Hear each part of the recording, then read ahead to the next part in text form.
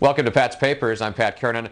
We go through U.S. newspapers each day to choose the most interesting and the most important stories. That didn't last long. From the New York Post this morning, word that David Letterman has closed the traditional ratings gap with The Tonight Show this week. Letterman was helped by a strong guest in Howard Stern, but the Post notes that Conan O'Brien's ratings are not holding up to the level of his first few nights. On Friday, The Tonight Show delivered its worst numbers in 6 months.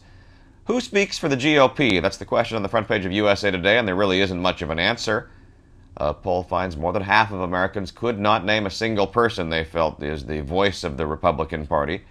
The story says this is another illustration of the party's sagging state and uncertain direction. Harris County in Houston is the DWI capital of the USA, reports the Houston Chronicle. The paper notes that 60% of the country's auto fatalities come from drunk driving incidents, twice the national average. The paper notes that experts see the cause of the problem is that drinkers do not plan ahead, avoiding the use of cabs or assigning a designated driver.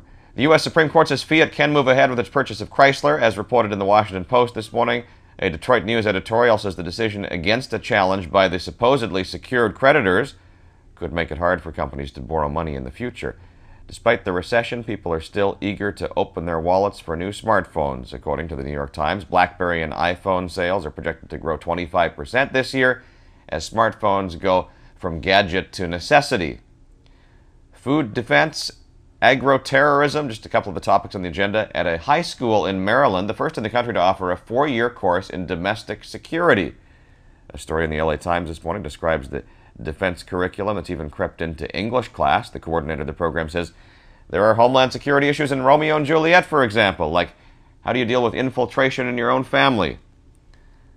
Summer means a trip to the beach and barbecues in the park, and it also means mosquitoes. The Wall Street Journal pits repellents against each other to see how the DEET-less varieties stand up to the gold standard in bug protection.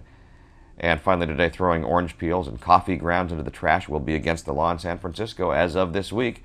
The San Francisco Chronicle says the city approved a new composting law to start that will make it mandatory to separate organic material from recyclable items and trash. The paper claims the new recycling law is the toughest in the country.